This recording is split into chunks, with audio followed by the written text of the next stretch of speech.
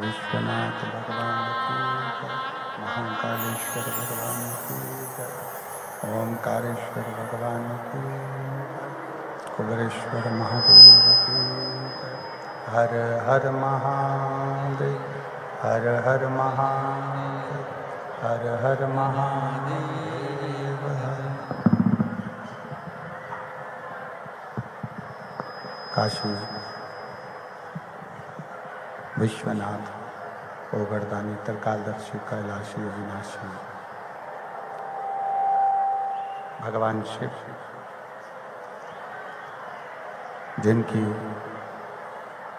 पुनीत पावन शिव महापुराण की कथा संपूर्ण विश्व के कल्याण हेतु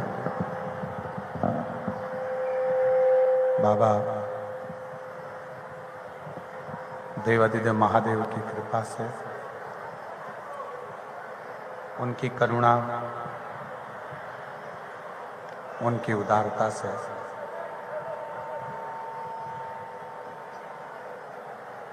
साकरी महाराष्ट्र की ये पवित्र पावन भूमि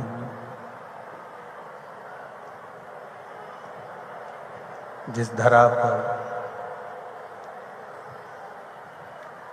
भगवान शिव की कृपा से, भगवान शंकर की करुणा, उनकी उदारता से साकरी नगर में शिव महापुराण की ये पवित्र कथा चल रही है। आज कथा का चतुर्थ दिवस है।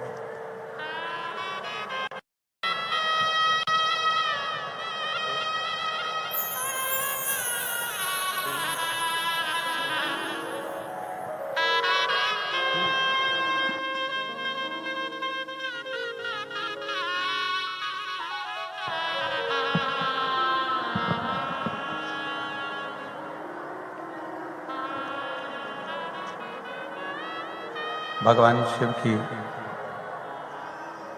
अनुपम कृपा से आज कथा का चतुर्थ दिवस यहाँ प्रारंभ हुआ है।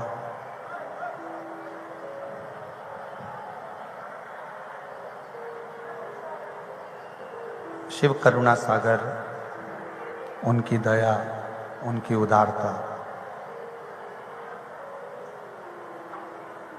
जो ये शिव की अविरल भक्ति आप और हम देख रहे हैं।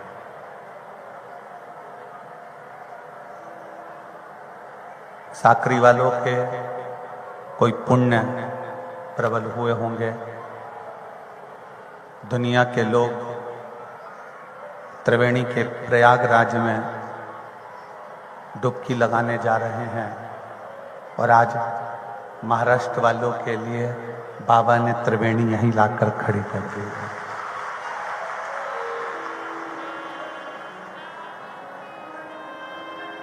सोमवार,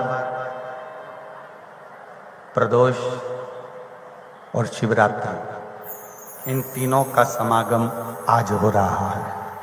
तीनों का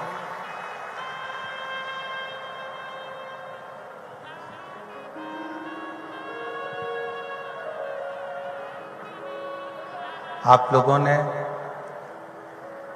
भर भर के लोटा जल शिव जी को चढ़ाया होगा, जो ये बाबा ने त्रिवेणी का संगम यहाँ कर दिया है। कथा के मुख्य यजमान श्री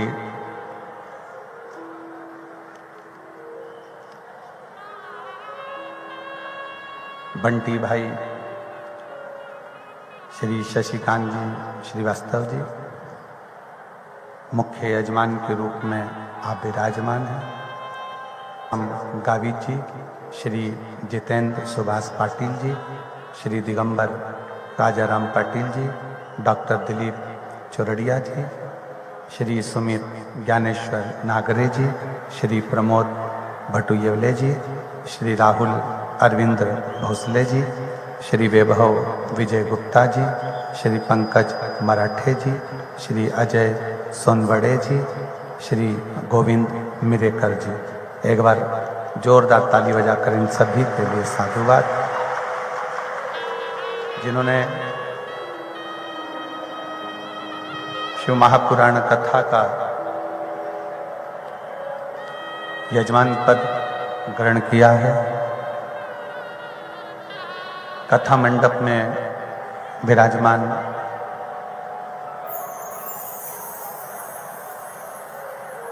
महाराष्ट्र शासन के शिक्षा मंत्री माननीय दादाबाबू भूसे जी की धर्मपत्नी जी और उनके सुपुत्र, कथा मंडप में विराजमान सूरत में कथा आयोजित कराने वाले श्री सम्राट भाई पाटिल जी, श्री सुनील भाई पाटिल जी एवं उनकी धर्मपत्नी, कथा मंडप में विराजमान श्री सोपान दत्तात्रेय जी नारखेड़े औरंगाबाद छत्रपति संभाजी नगर से, एवं सभी संत साधु गुरुजन तपस्वी जन साधक उपासक,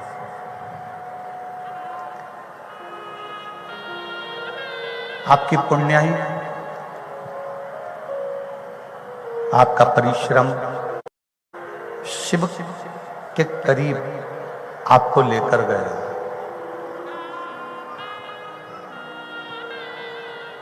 भगवान शंकर के नजदीक आपको लेकर आया।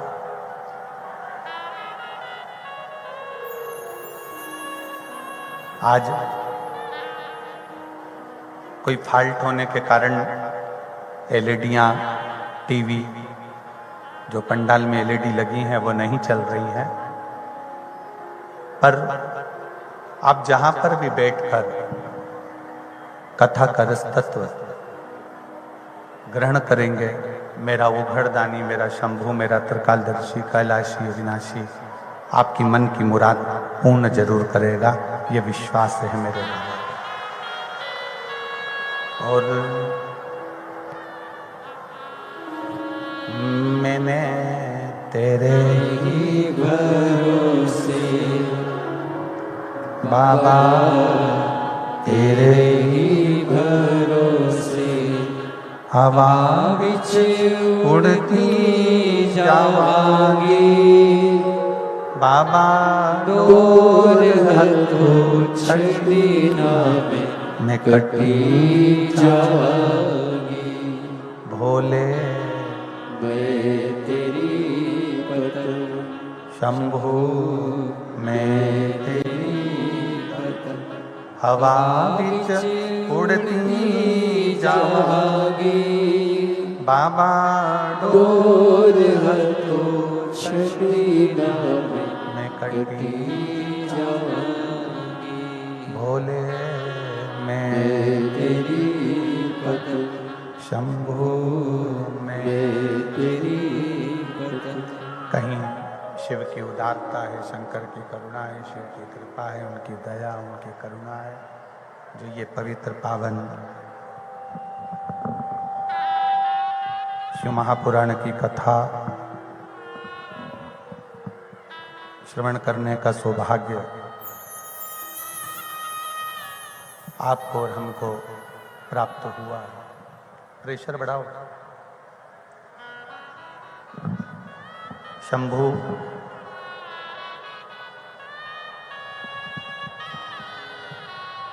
त्रिकालदर्शी, कैलाशी, एक तो माघ का महीना, और माघ के महीने में सोमवार, शिवरात्रि और प्रदोष, इन तीनों का समावेश।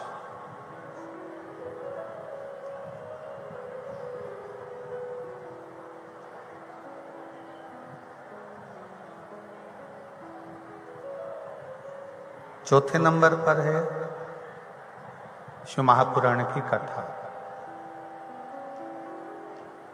अब जितने यहाँ कथा श्रवण करने के लिए बैठे हैं वो एक अपने मन में भाव बना लेना कि ये सोमवार भी पड़ गया, प्रदोष भी पड़ गया, शिवरात्रि भी पड़ गई और साक्री में ये शिव महापुराण की कथा भी पड़ गई। बचपन, जवानी, अधेड़ी और बुढ़ापा,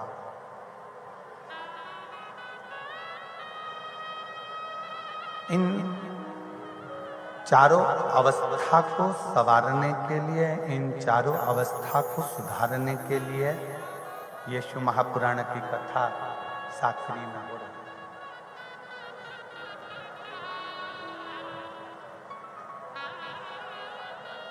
शिव क्या है?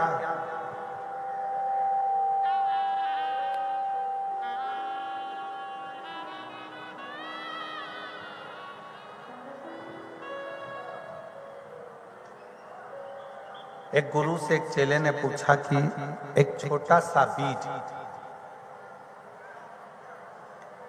पृथ्वी में दब गया और वो छोटा सा बीज जो पृथ्वी में दबा हुआ है, जो छोटा सा बीज पृथ्वी में पड़ा हुआ है, वो अंकुरित नहीं होता।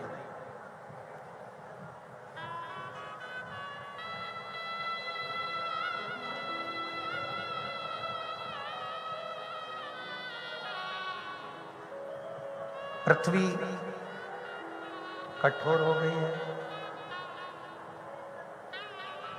प्रेशर बढ़ाओ, प्रेशर बाहर के पब्लिकों के लिए, भीतर के पब्लिक के लिए प्रेशर बढ़ाओ, प्रेशर।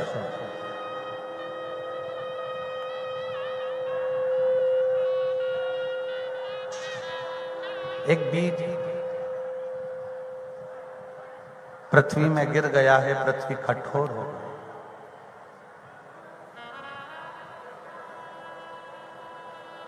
और पृथ्वी कठोर हो गई, वो बीज अंकुरित नहीं हो रहा। अब उसको अंकुरित करने के लिए किस चीज की जरूरत है?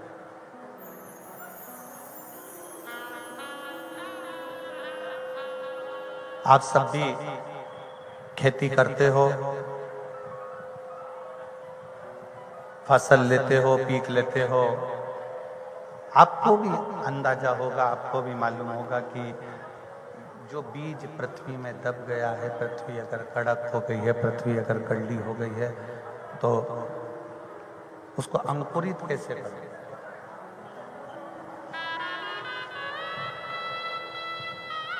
अंकुरित किया कैसे जाए? आप उसको अंकुरित कैसे कर सकते हैं?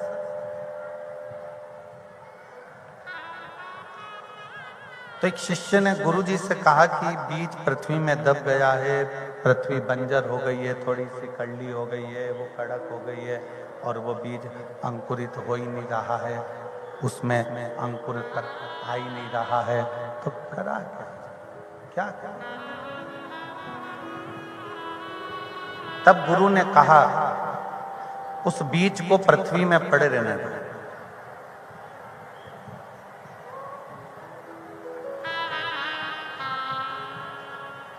उस बीज को पृथ्वी में पड़े रहने दो। फिर शिष्य ने कहा कि बीज पृथ्वी में पड़ा रहेगा तो बेकार हो जाएगा। गुरु ने कहा नहीं, पृथ्वी में बीज पड़ा रहेगा, बेकार नहीं होगा। एक दिन जब जल की बूंद इस बीज पर, भूमि पर गिरेगी, ये बीज अपने आप अंकुरित होता चला जाए।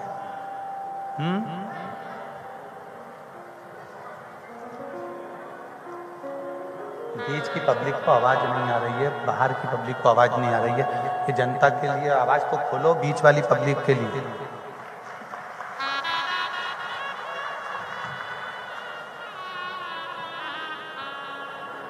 ये बीज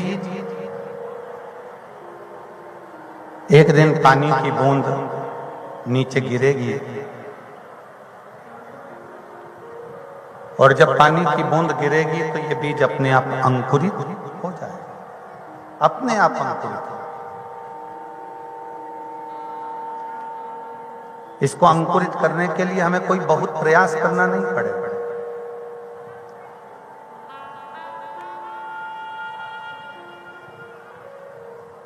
बस इस पे पानी की बूंद गिरी, भूमि नरम हुई और उस भूमि ने अपना काम करना प्रारंभ करा और वो बीज अंकुरित हो गया।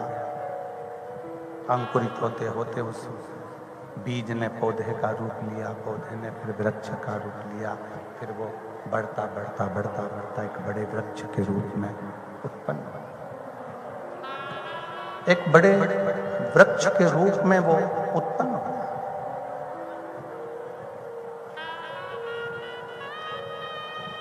शिव कथा भी यही कर रही है। इस संसार सागर में, इस भव सागर में आप और हम एक बीज की तरह, भगवान ने हमको जन्म दे दिया, पृथ्वी पर भेज दिया, मृत्यु लोक में भेज दिया, संसार सागर में भेज दिया। यहां पर आप और हम पड़े हुए।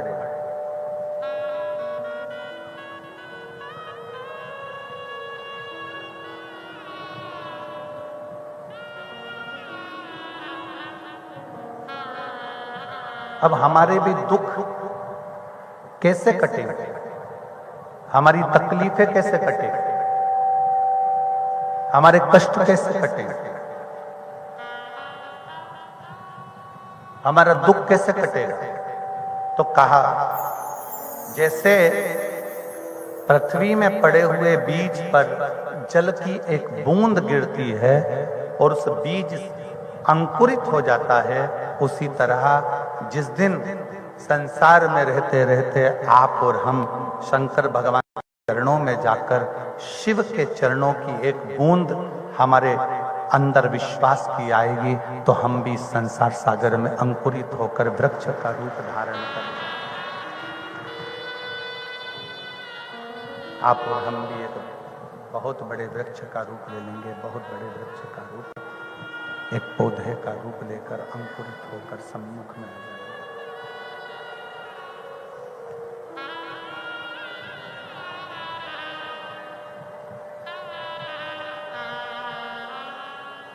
कल कथा में कहा था, भगवान शंकर की कथा में वर्णन किया था कि शिव जी एक विश्वास का प्रतीक है, शंकर भगवान एक विश्वास का रूप है, शिव का भरोसे का रूप। विश्वास रूपी जल, भरोसा रूपी जल, विश्वास रूपी जल, भरोसा रूपी जल जब हमारे हृदय पर पड़ता है,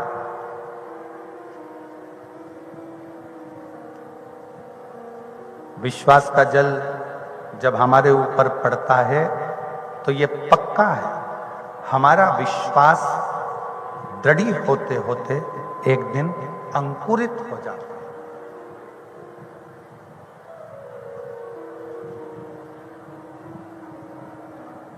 तुम्हारे दुख को, तुम्हारी तकलीफ को, तुम्हारे कष्ट को कोई दूसरा काट सकता है क्या? जम के बोलो जरा। नहीं।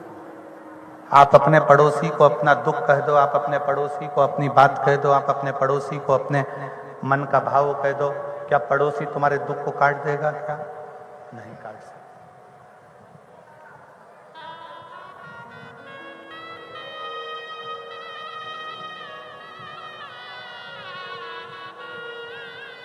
पड़ोसी तुम्हारे दुख को नहीं काटेगा। कोई दुनिया में ऐसा पैदा नहीं हुआ कि तुम्हारे दुख को कोई काटे। तुम्हारे दुख को तुम्हें खुद काटना। कैसे? अपने परिश्रम से, अपनी मेहनत से, अपनी लगन से, अपने कर्म से और भगवान शंकर पर एक लोटा जल चढ़ाकर उसके विश्वास से।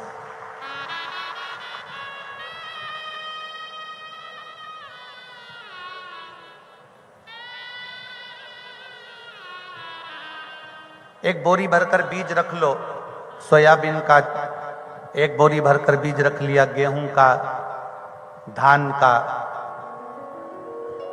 कपास का, और एक बाल्टी भरकर पानी भी रख लो और जमीन भी सामने है, पानी भी रखा है, बीज भी रखा है, जमीन भी है।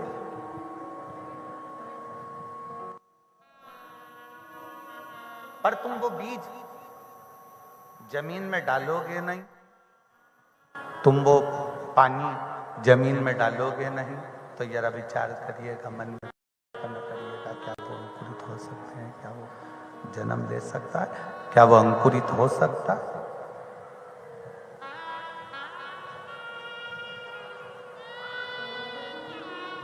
विचार करिएगा। पानी भी डालना पड़ेगा, बीज भी डालना पड़ेगा और थोड़ा सा मेहनत करना पड़ेगा। शिव महापुराण की कथा कहती है जमीन में बीज डालकर पानी खाद समय समय पर देना पड़ता है। उसी तरह अगर हमारा दुख है, हमारी तकलीफ है, हमारा कष्ट है, हमारी बीमारी है, हमारे शरीर में अगर कुछ बहुत बहुत तकलीफें हैं, तो उसको मिटाने के लिए आपको स्वयं उस परमात्मा की भक्ति करते करते कुछ अपने मन में बल उत्पन्न करना पड़ेगा। तो ये निश्चित है कि वो दुख तुम्हारा कटे, तुम्हारी तकलीफ कटेगी।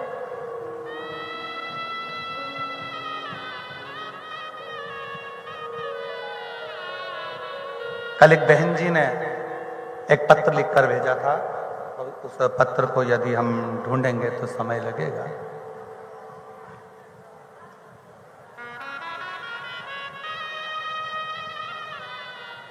एक बहन जी ने पत्र लिखकर भेजा था। उस पत्र में उन्होंने लिखा था कि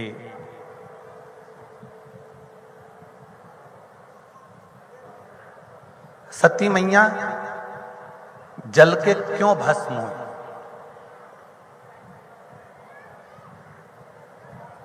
वो तो सती थी ना,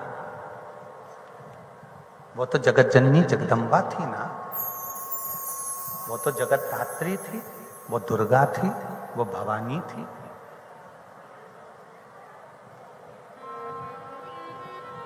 उस बहन ने पत्र में लिखा कि वो जगत जननी थी, वो दुर्गा थी, वो भवानी थी, वो सती थी, फिर जलकर भस्म क्यों हो गई? उनको भस्म किसने करा? किसकी सामर्थ्यता है जो सती को भस्म कर दे? किसकी सामर्थ्यता है जो सती को जला दे? किसकी सामर्थ्यता है जो सती को भस्म कर दे, उसको अग्नि दे दे, उसको जला दे? किसकी सामर्थ्यता है? किसकी सामर्थ्यता हो सकती है?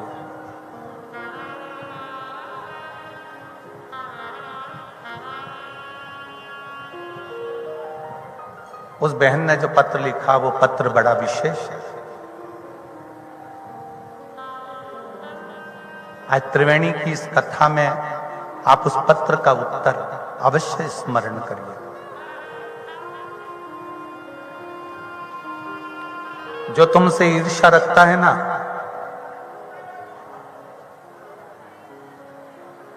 वो जिंदगी में तुम पर कितनी भी बद्दुआ दे दे, तुम्हारा बाल बांका नहीं हो सकता। जो तुमसे नफरत करता है ना, वो तुम्हारे को दिन रात कोसे तो भी तुम्हारा बाल बांका नहीं हो सकता। जो तुमसे लड़ता है, झगड़ता है और झगड़ा करने के बाद तुम्हें बद्दुआ पे बद्दुआ देता है, वो बद्दुआ भी तुम पर कुछ नहीं कर सकता।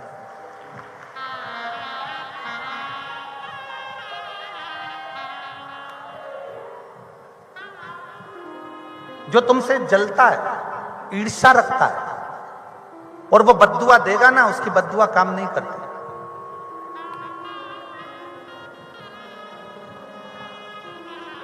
सती मैया को जलाने की सामर्थ्यता किसी की नहीं है। सती माता को भस्म करने की सामर्थ्यता किसी की नहीं है। सती माता अगर जलकर भस्म हुई हैं तो खुद के कारण हुई, अपने आपको सती माता बद्दुआ देती हैं, अपने आप को कोसती हैं कि मेरा विवाह हुआ और मेरे पति मुझे कुंभज ऋषि के आश्रम में कथा सुनने लेकर आ गए। मेरा विवाह हुआ और कुंभज ऋषि मुझे सती माता अपने आप में विचार कर रही हैं, अपने आप में स्मरण कर रही हैं कि मेरा विवाह हुआ और मेरे पति मुझे यहाँ कुंभज ऋषि के आश्रम में, अगस्त ऋषि के आश्रम में कथा सुनाने लेकर आ गए।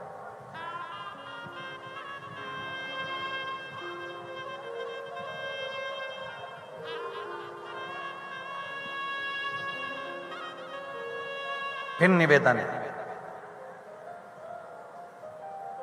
दुनिया में किसी की भी बद्दुआ इस कलिकाल में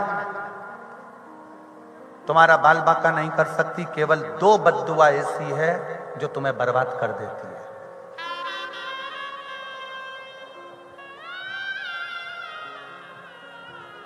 दुनिया में 2 बद्दुआ ऐसी है जो तुम्हें बर्बाद कर देती है। एक आपकी स्वयं की बद्दुआ, बीमार पड़ गए, हॉस्पिटल में अपने आप को कोस रहे, इससे तो मर जाऊं तो अच्छा है, बहुत तकलीफ भोग रही हूं, काहे का जीवन दिया भगवान तूने, मुझे तो परेशान कर दिया भगवान तूने। जितना अपने आप को हम बद्दुआ देते हैं, जितना हम अपने आप को कोसते हैं, उतना उतना हम अपनी जिंदगी नरक जैसी निकालते हैं। मरते तक आपको भोगना पड़ता है। अपनी स्वयं की बद्दुआ अपने को लगती है।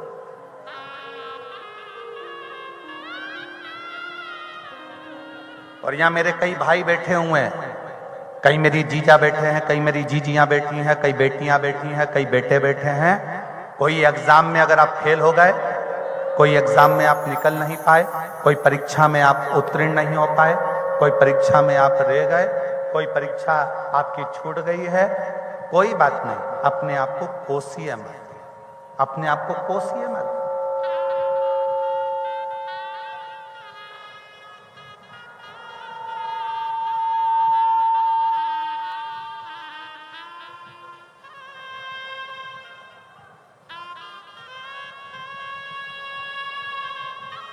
आप अपने आप को मत कोसो। और कई मेरी जीजियां बैठी हैं, कई मेरे जीजा बैठे हैं, बेटियां बेटे बैठे हैं, ये स्मरण में रहे इनको,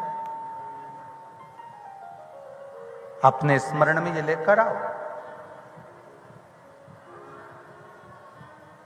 कई पत्नियां अपने आप को कोसती हैं, कहां फंस गई मैं तो शादी करके, मेरी तो जिंदगी नरक हो गई, मैंने तो ऐसा सोचा था, मैंने तो वैसा सोचा था। अपने आप को कोस रही है, अपने आप को बद्दुआ दे रही है।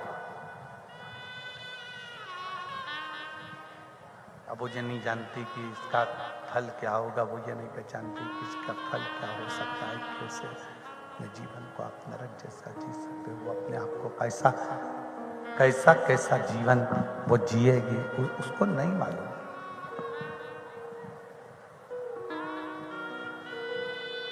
वो अपने आप को कोस रही। अंदर के एक भी बक्से नहीं चल रहे हैं श्रीमान, एक जनी ऊपर आके सुनिए, ये बक्से एक भी ऊपर के नहीं चल रहे हैं।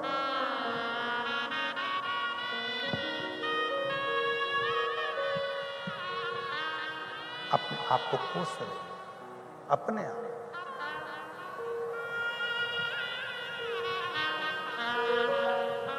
और किसी की सामर्थ्यता नहीं, किसी की सामर्थ्यता ऐसी नहीं है कि कोई जो तुमसे ईर्ष्या रखता है, जो तुमसे नफरत करता है, जो तुमसे बहुत जलन रखता है, वो तुमको कितनी भी बद्दुआ दे दे, उसका कोई फर्क नहीं पड़े, उसका कोई फर्क नहीं पड़ेगा।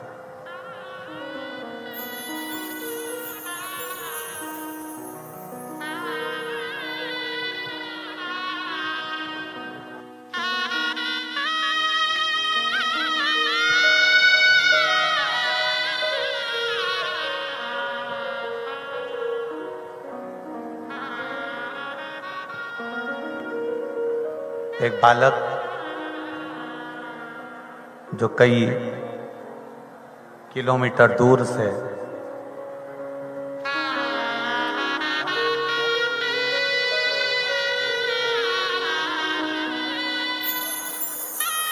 योगेश सदाशिव जाधव, गांव का नाम है नेर से साकरी, 35 किलोमीटर दूर से दंडवत करता करता यहाँ पहुँचा है।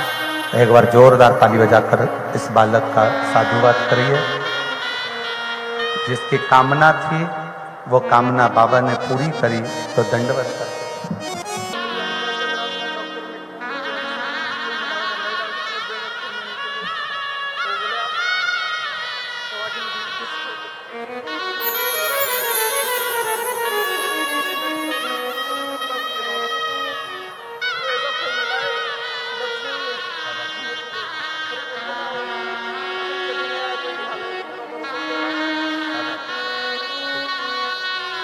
इस बच्चे को मुंबई के डॉक्टरों ने जवाब दे दिया था और माँ बाप से कह दिया था कि इसको घर ले जाओ, केवल बॉडी रह गई थी, पर बाबा ने इसको वापस जीवित करा।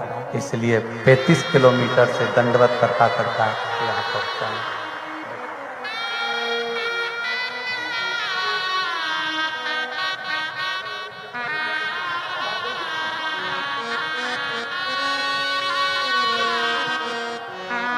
रात दिन दंडवत करता करता चलकर यहाँ पहुँचा है।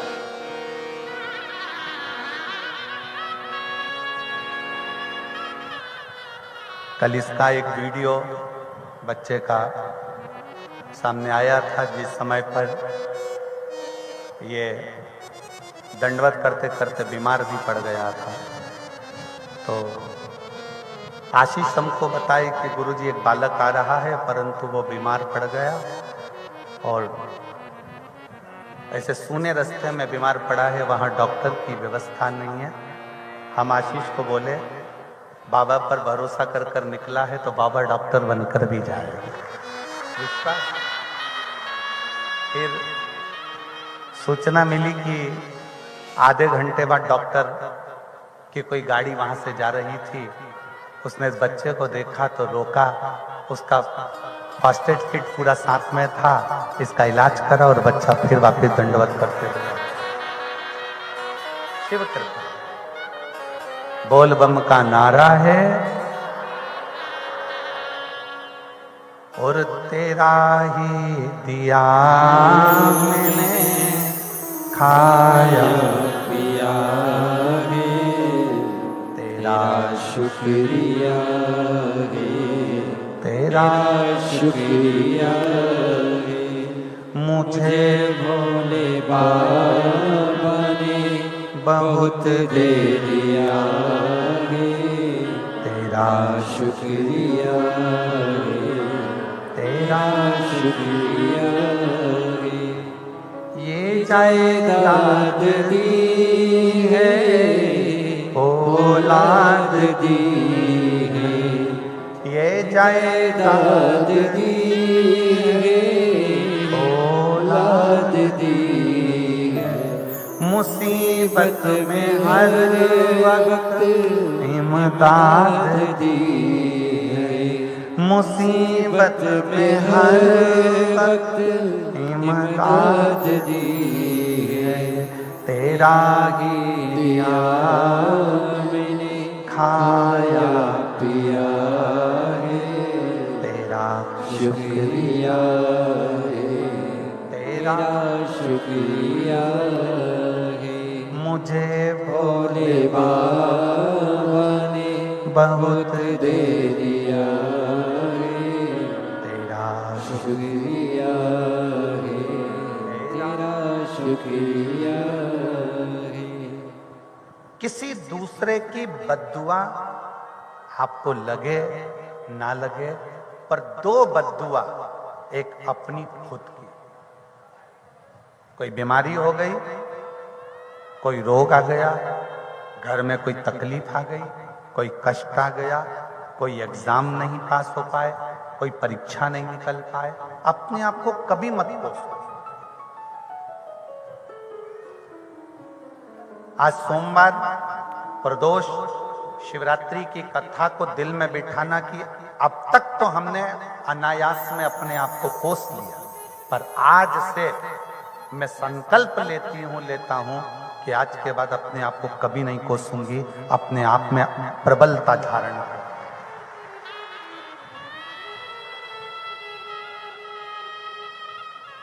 स्वयं को नहीं कोसू।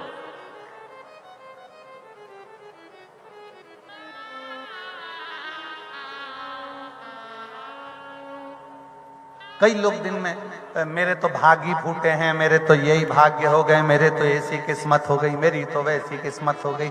अरे कितने किस्मत वाले हो। भगवान ने 2 हाथ, 2 पांव, 2 नेत्र, 2 श्रवण, जिह्वा देकर भेजी है। खुश हो। उसको देखो जिसके हाथ पैर तक नहीं है और रेंग कर चल रहा है। उसको देखो जो मुंह से बोल नहीं सकता, उसको देखो जो देख नहीं सकता, उसको देखो जो सुन नहीं सकता।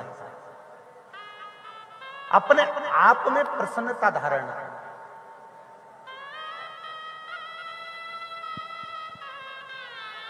अपने जब श्रीवास्तव जी बंटी भाई कथा लेने के लिए उनकी पूरी टीम के साथ आए, पूरी टीम के साथ बंटी भाई जब पहुंचे पूरी टीम के साथ में, तो उनकी पूरी टीम में उमंग था, एक उत्साह, एक आनंद। पूरी टीम और पूरी टीम में एक उमंग था, एक उत्साह, एक आनंद। और उन्होंने ये विचार किया, उनके मन में आया कि गुरुजी हमको कथा करवाना है, कथा रस तत्व ग्रहण करना है, कथा सुनना है। सबका मन है, साकरी वालों का इच्छा है। तो मन में भाव उत्पन्न हुआ और आज शिव जी की कृपा से, भगवान शंकर ओगढ़दानी त्रिकालदर्शी की कृपा से ये कथा यहाँ हो रही है। ये कथा यहाँ चल रही।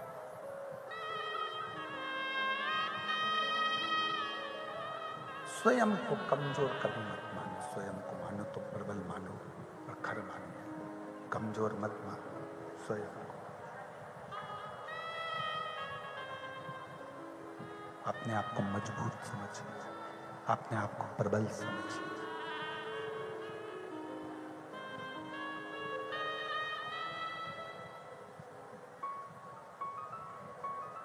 कल बेटी ने प्रश्न किया था कि सती मैया जलकर भस्म क्यों हुई। सती माता तो देवी है, दुर्गा है, भवानी है, मांबा है, जगदम्बा है, जगद्धात्री है। फिर वो जल कैसे सकती है, वो भस्म कैसे हो सकती है, वो समाप्त कैसे हो सकती है। किसी देवता की सामर्थ्यता नहीं थी कि माता सती को जला दे या भस्म कर दे। अग्नि की भी सामर्थ्यता नहीं थी कि अग्निदेव माता सती को जला दे, भस्म कर दे। अग्नि की भी सामर्थ्यता नहीं है, देवताओं की भी सामर्थ्यता नहीं है कि वो जला दे, भस्म कर दे। किसकी सामर्थ्यता? पर सती मैया खुद को कोस रही, सती मैया खुद को विचार रही और वही हुआ। सती माता को भस्म करने वाला कोई दूसरा नहीं था, सती माता को जलाने वाला, भस्म करने वाला कोई दूसरा नहीं था। सती माता को भस्म करने वाला उनका स्वयं का विचार, स्वयं की सोच, स्वयं की दृष्टि सती माता को भस्म कर। किसी की सामर्थ्यता नहीं, किसी की भी सामर्थ्यता नहीं कि कोई आपका बुरा कर दे। किसी की सामर्थ्यता नहीं।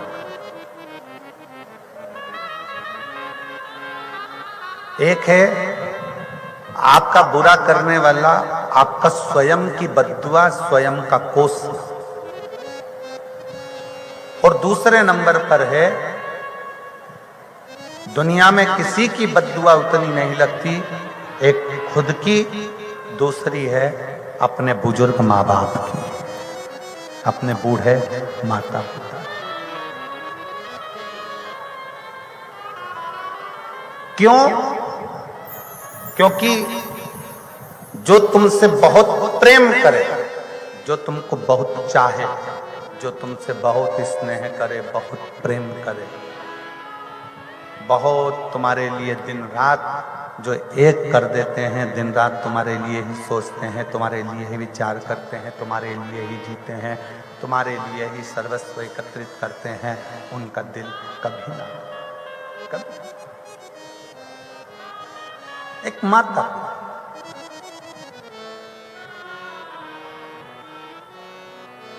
प्रयास करना। और मेरा बुजुर्ग माताओं से निवेदन है, मेरा बुजुर्ग पिताओं से निवेदन है, पूत कपूत सुने हैं पर ना माता सुनी माता। पूत कपूत हो सकता है, बेटा बेकार हो सकता है, बेटा कपूत हो सकता है, पर माता पिता कभी कुमाता नहीं सुनी कि मां कभी कुमाता हो। तुम्हारा बेटा अगर गलत काम कर रहा है, तुम्हारा बेटा कुछ गलत कर भी दिया है, तुम्हारा बेटा मान लो कुछ गलत हो भी गया है, तो भी माता पिता का एक फर्ज बनता है कि एक मौका अपनी औलाद को सुधरने के जरूर दो और उसको एक बार गले से वापिस ले, एक बार सुधरने के लिए उसको मौका जरूर दो, एक बार उसको गले से जरूर लगाओ, जरूर लगाओ। आप उसको गले से लगाओगे तो वो सुधरेगा, सबरेगा, ये पक्का है। उसको अपने नजदीक लेकर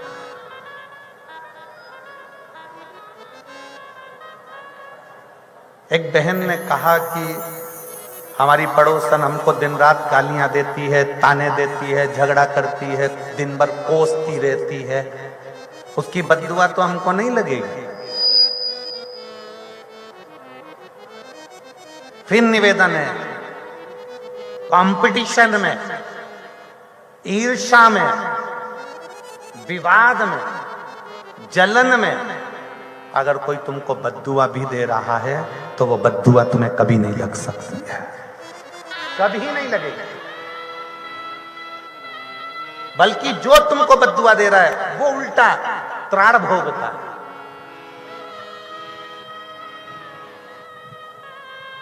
किसी सच्चे व्यक्ति पर, किसी सत्यवान व्यक्ति पर, किसी अच्छे व्यक्ति पर कथा आती है। एक बड़ा सुंदर प्रसंग आता है। राजा, मद्र देश के राजा अश्वपति,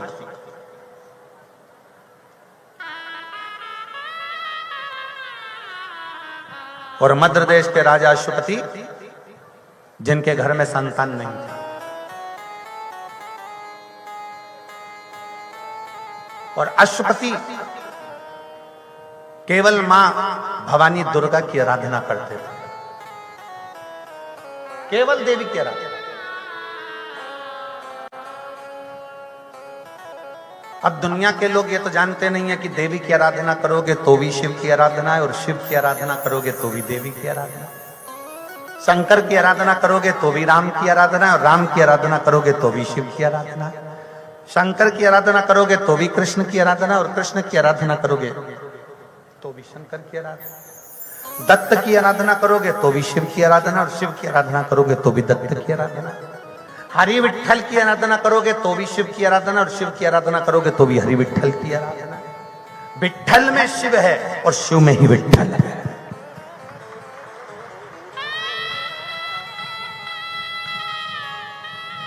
विठ्ठल में ही शिव है और शिव में ही विठ्ठल है। दोनों अलग ही, अलग नहीं है दोनों,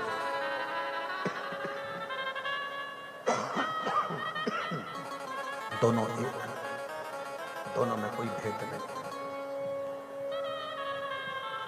दोनों में भेद नहीं।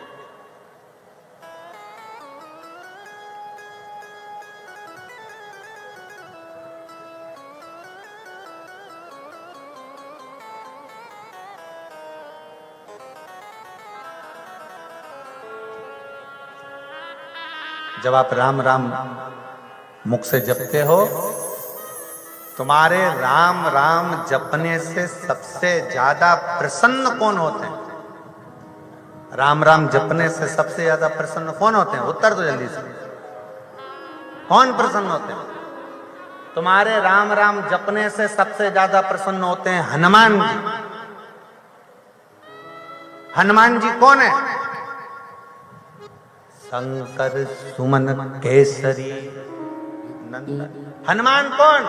शंकर का एक अंश अवतार। मतलब तुम्हारे राम राम जपने से हनुमान प्रसन्न हो रहे हैं, मतलब हनुमान नहीं, तुम्हारे राम राम जपने से भगवान शंकर स्वयं प्रसन्न हो रहे हैं, स्वयं शिव प्रसन्न, स्वयं शंकर प्रसन्न।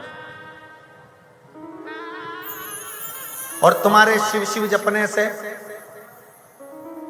श्री शिवाय नमस्तुभ्यं, श्री शिवाय नमस्तुभ्यं, श्री शिवाय नमस्तुभ्यं, श्री शिवाय नमस्तुभ्यं, श्री शिवाय नमस्तुभ्यं, श्री शिवाय नमस्तुभ्यं, श्री शिवाय नमस्तुभ्यं, श्री शिवाय नमस्तुभ्यं। तुम्हारे शिव नाम जपने पर सबसे ज्यादा प्रसन्न कौन होता है? कौन होता है? पंढरपुर कौन कौन गया है? हाथ उठाओ जल्दी से। जो पंढरपुर गए हाथ उठाओ। गए हो? चलो रखो। पंढरपुर में जाकर क्या चिल्लाते हो? विठ्ठल विठ्ठल, पांडुरंगा, विठ्ठला। पर कभी इस शिव महापुराण का कहना मानकर एक बार विठ्ठल के मंदिर में जब दर्शन करने जाओ, तब एक बार जमकर चिल्लाना, हर हर महादेव।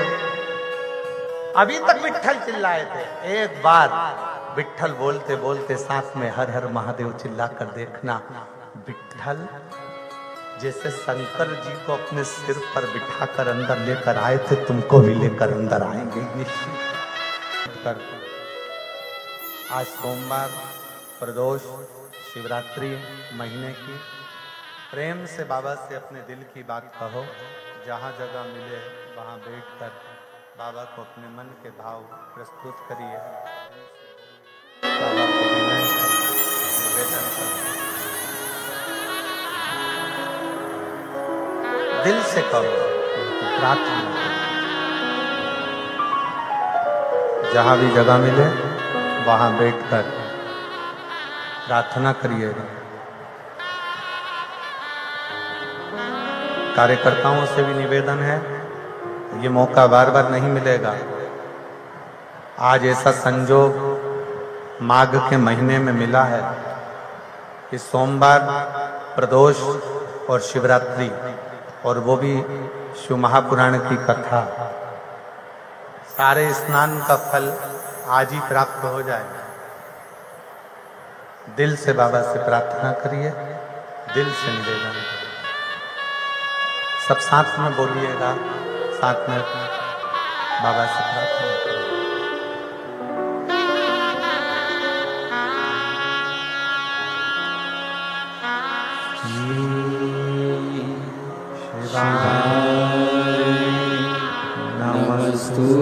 नमस्तुभ्यं, श्री शिवाय नमस्तुभ्यं, श्री शिवाय नमस्तुभ्यं, श्री शिवाय नमस्तुभ्यं, श्री शिवाय नमस्तुभ्यं भोला सब दुख काटो हमारा, ओ भोला सब दुख काटो हमारा। शंकर जपो तेरी माला, बाबा जपो तेरी माला, सब दुख काटो हमारा, भोला सब दुख काटो हमारा। वेश है मंगल मंगलकारी, वेश है मंगल मंगलकारी। शमशान वासी हमारा, शमशान वासी हमारा, भोला सब दुख काटो हमारा, भोला सब दुख काटो हमारा।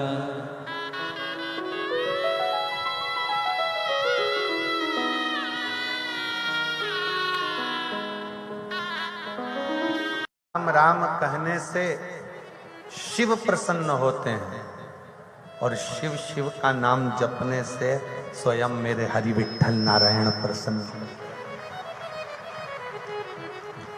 ये उनकी प्रसन्नता है।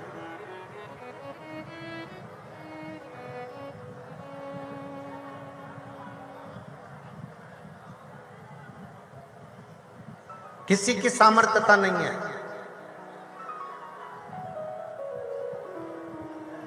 कि किसी की बद्दुआ आपको लगे, जलने वाले की, ईर्षा करने वाले की, गलत सोचने वाले की, गलत विचार करने वाले। हम जब किसी को बद्दुआ देते हैं, हम किसी को जब अपशब्द कहते हैं, तो वो बद्दुआ अगर कोई सत्य में भगवान की भक्ति करने वाला है, उसको वो स्वीकृत नहीं होता।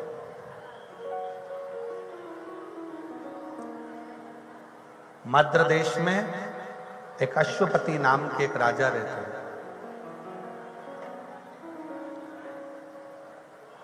अश्वपति जगत जननी दुर्गा भवानी की भक्ति करता है।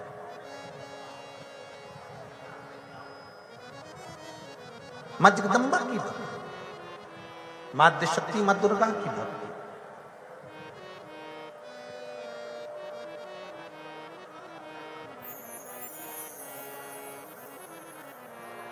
आप देवी की भक्ति कर रहे हैं तो भी शिव स्वीकार है।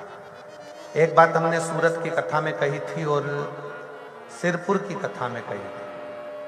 सोमवार का व्रत करो, चाहे मंगलवार का व्रत करो, चाहे बुधवार का व्रत करो, चाहे गुरुवार का व्रत करो, चाहे शुक्रवार का व्रत करो, चाहे शनिवार का व्रत करो, चाहे रविवार का व्रत करो, चाहे तीज का व्रत करो, चाहे चतुर्थी का व्रत करो, चाहे पंचमी का व्रत करो, चाहे छठ का व्रत करो, चाहे सप्तमी का व्रत करो, चाहे अष्टमी का व्रत करो, चाहे एकादशी, चाहे द्वादशी, चाहे प्रदोष, चाहे तुम्हारा मन पड़े जिसका व्रत करो। शिव महापुराण की कथा कहती है, व्रत किसी का भी करो पर फल तो शंकर जी ही देते हैं।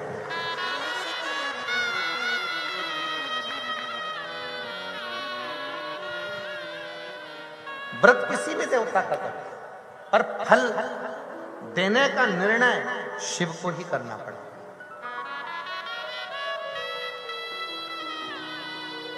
कैसे? तुम्हारे घर में फ्रिज रखा है, पड़ोसी को लेकर जाना है, तुमसे बिना पूछे उठा के ले जाएगा क्या? जम के बोलो जरा। नहीं। तुम्हारे घर में मिक्सर रखा हुआ है, पड़ोसी को, तुम्हारी मौसी के लड़के को ले जाना है, तुमसे बिना पूछे ले जाएगा क्या? नहीं। ये पृथ्वी किसकी? देवाधिदेव महादेव की। अगर किसी भी देवता का तुम व्रत करोगे, उपास करोगे, तो पहले देवता वर देंगे। शंकर जी से पूछेंगे कि कमलाबाई ने मंगलवार का व्रत करा है, भैरू सिंह ने शनिवार का व्रत करा है, इसका फल देना है। शंकर भगवान कहेंगे ये मुझे भी एक लोटा जल, और बड़े प्रेम से सत्यवाई जीवन जीता है। इसको केवल एक व्रत का फल नहीं, व्रत भले एक करे पर फल 4 व्रत का दे। इसको व्रत 4 व्रत का उसको फल दे।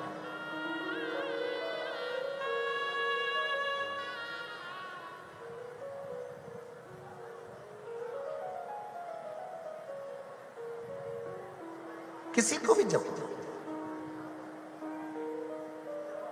अश्वपति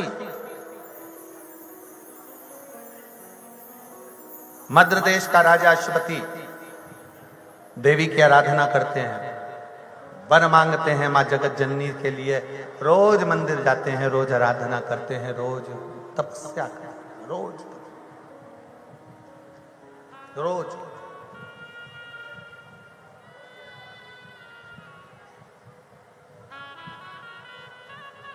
और मेरी बहनों से, मेरी जीजियों से, मेरे भाइयों से, मेरी बेटियों से निवेदन है, एक निवेदन करना चाहूंगा। मेरी बेटियों से, मेरी जीजियों से, मेरी माताओं से, जब भी शंकर के मंदिर में अर्चना करने जाओ, लोटा भर के जल चढ़ाने जाओ, अगर तुम्हारे नगर में, तुम्हारे मोहल्ले में, तुम्हारे क्षेत्र में कहीं शंकर का मंदिर है और तुम अगर एक लोटा जल चढ़ाने के लिए जाती हो, तो मेरी माताओं के लिए यह विशेष है, मेरी जीजियों के लिए विशेष है, मेरी बेटियों के लिए विशेष है कि 3 स्थान शंकर के शिवलिंग में 3 स्थान ऐसे हैं जहां का स्पर्श कर लेना चाहिए और अपने मन की कामना बाबा से कह देना चाहिए।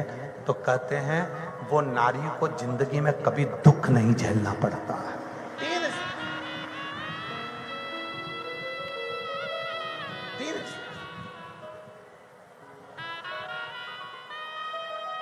और बड़े शुद्ध भाव से, बड़े श्रेष्ठ भाव से समझिएगा जरा। ये शिवलिंग है, यह जलाधारी है, ये उसका जल जाने वाला स्थान। इधर कार्तिकेय, गणेश कार्तिकेय का स्थान, बीच में अशोक सुंदरी का स्थान, ये माता पार्वती जी का हस्त कमल, ये भगवान शंकर का शिवलिंग। शिवलिंग के ऊपर जो एक एक बूंद पानी टपकता है कलश में से, वो शंकर जी की 5 लड़कियां, जया, विषहरा, शामली बाली, दौतली, देव। 3 स्थान मेरी जीजियों के लिए, मेरी बेटियों के लिए, मेरी माताओं के लिए। पहला, भगवान शंकर का जल जहां से गिरता है उस स्थान पर अपने हस्त कमल को लगाना।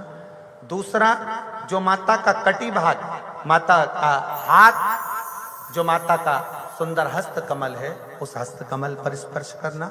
और तीसरा, जहां से जल बहता है उसके ठीक विपरीत भाग में, उसके ठीक विपरीत भाग में जो माता पार्वती जी का हस्त कमल है, जहां जल बहता है उसके ठीक विपरीत भाग में उस स्थान का स्पर्श करना।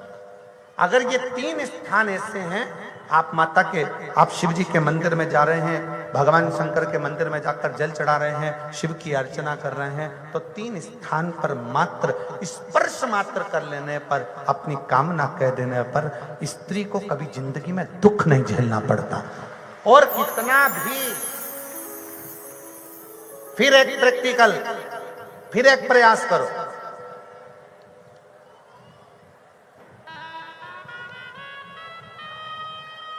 पहले तो मेरे जितने जीजा बैठे हैं, जितने मेरे पुरुष बैठे हैं, जितने मेरे जीजा उन बैठे हैं, उनसे निवेदन है, अपने आप में दृढ़ बनाओ कि मैं, हाँ, हम संकल्प नहीं दिलाएंगे, संकल्प दिलाने से कुछ नहीं होता, फालतू की बात है। हम दिला भी देंगे, तुम वापिस पहुंच गए तो